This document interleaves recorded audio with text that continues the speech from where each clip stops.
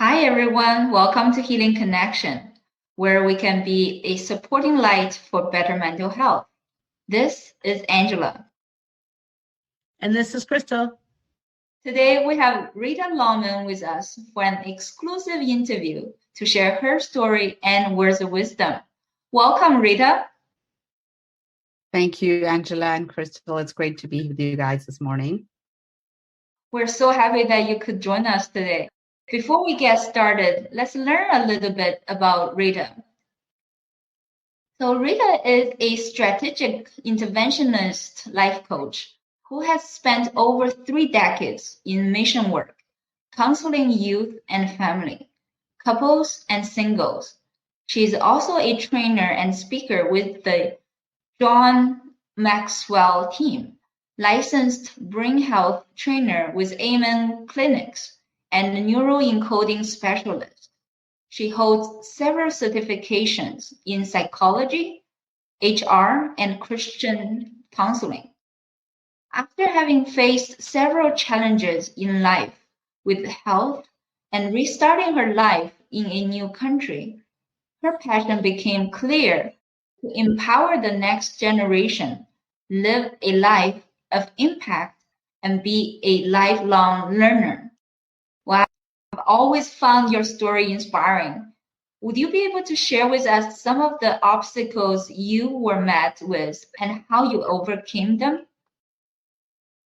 Sure, Angela. I think for me, I just think that, that it reminds me of a proverb. It says, smooth seas do not make skillful sailors. In other words, our life is like that. You go through challenging times and it makes you who you are. I remember going back in time when I was 17, I moved out of my house and, thus began my journey. I was very interested in mission work at a very young age. And so I decided to go into the full-time ministry. So I was a student doing my graduation, at the same time doing mission work. So took on a lot of responsibilities at that young age. And as a result of being in that work, I feel like I have faced many challenges in life with people as well as personally. Um, I have watched parents bury their children. I have watched children bury their parents. I have watched death, grief, loss. I personally have gone through losing several members to accidents in my family. I have faced persecution as a result of doing mission work. I know that after I got married, we had 2 children, and our children, for the first 10 years of their life, spent in and out of hospitals. So I know what it means to have children who can be chronically ill and at the same time work and serve. I have moved cities many times, restarted all over again. I think the first 10 years of our marriage, I think we moved like 12 cities. And so you can imagine the amount of transitions that happened in my life. Along with that, of course, I've had health challenges. As you know, recent 5 years ago, I was diagnosed with a very serious brain health challenge for which I had to go through, brain surgery. And that was very challenging, especially because we had just moved to a new country and we were starting life all over again. And so, so when I look back, I feel like I've had a bit of everything. And of course, there were a lot of great things too, got to travel the world, meet important people, do amazing work. But that's how I feel like I have gained experiences in life because of what I went through. That's amazing. Your story is truly amazing. I cannot imagine what I'd do if I were in your place. If this were my story, please, Rita, can you give us maybe one experience in your life where you took pain and turned it into purpose? Well, there's a saying that you can take the bad experiences of life and with good management, make it into a growth. John Maxwell says that. And I would say if I were to look back, restarting life all over again in a different continent, uh, having 3 kids in your midlife, starting from scratch, was a very challenging thing, especially because you don't know anybody. And, it's like you're proving yourself all over again. And that was a very challenging time. And while I was dealing with that, is when I realized that I was also sick and I wasn't doing well physically. I had choices. I could have allowed it to completely depress me and, run me to the ground, or I could take this experience and then do something with it and realize, why did I have this experience in the first place? Because when we go through hard times and hardships, I believe they always prepare us for the next thing that's going to happen in our life. And our responses to it makes a big difference. So I remember feeling really down. I remember feeling depressed. I remember feeling like my life was over.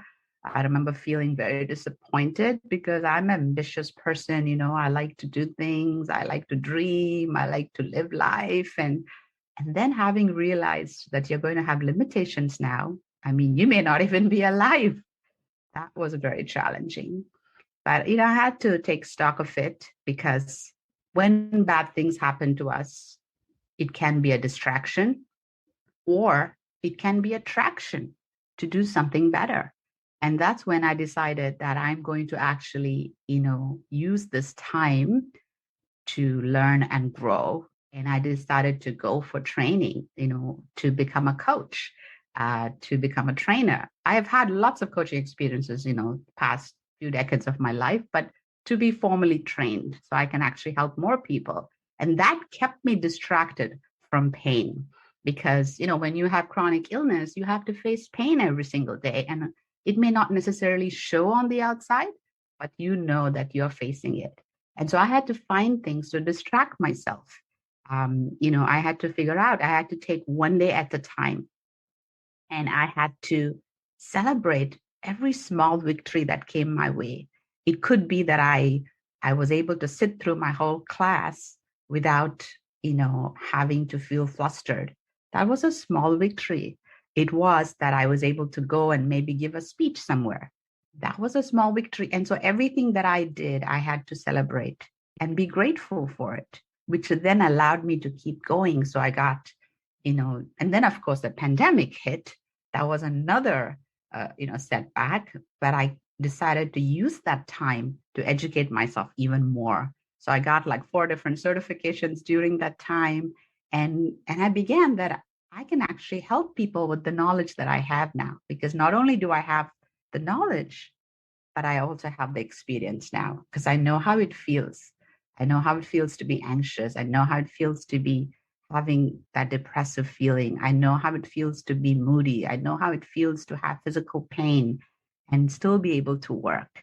And so that allowed me to take my pain and then turn it into a purpose because I love helping people. And so that's what I did. Wow, that's amazing. You truly turned what's called setbacks in life, and you turned them into something you can step up. Thank you so much for your story. So, Rita, would you like to share few words of your wisdom with others for better mental health? Sure. Thank you, Angela. It's not that I think I'm wise. I think, although I do believe that we need to have certain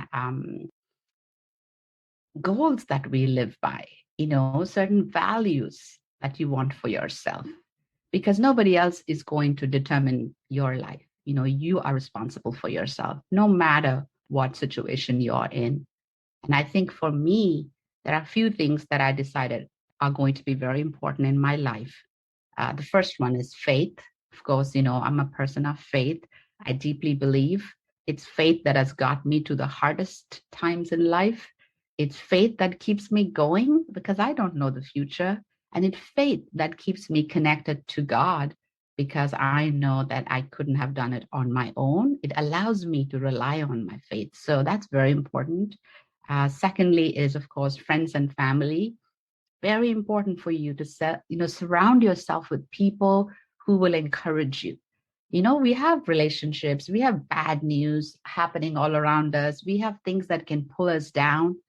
But remember, you're responsible for surrounding yourself with friends and family who will encourage you. And of course, it's vice versa. You encourage them too. So, faith, friends, and family, very, very important. Also, focus. Focus on what you want to do. Sometimes we have these big goals in life and we look at it and we get overwhelmed and discouraged and we never want to start. I would say focus on the next step, however small it may be. Focus on it, have a purpose, move towards it. So you know that your today is better than yesterday. It may be very small, it doesn't matter, because if you continue to do them, you will move forward.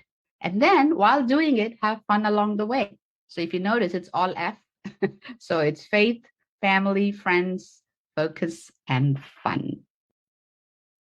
Wow, I love it. I love what you shared. Thank you so much, Rita. You're welcome. This is so amazing. Yes, Rita, thank you so much for sitting with us today and sharing your story. It was such a pleasure to get to know you a little today. Keep up the great work that you're doing for yourself as well as for the whole community. You are making such an incredible impact. Thank you, guys. Thank you so much. Thank you for having me, and it's been a pleasure. Healing Connections is a registered charitable organization across Canada. Our goal is to build a resilient community together. We offer free community-based programs such as Healing Connection workshops. Most of our work is done by volunteers, and most of our funding comes from donations. If you feel benefited from any of our free resources, we would love to have your support by going to our website at www.healingconnectionshc.com to donate. All the interview recordings will be posted on our social media and website. You will get notified when we have exclusive interviews with amazing influencers in our community. If you haven't followed us or subscribed yet, go ahead to do so by clicking on our website, which is healingconnectionhc.com. Thank you for listening. Bye for now. Bye for now. Bye-bye.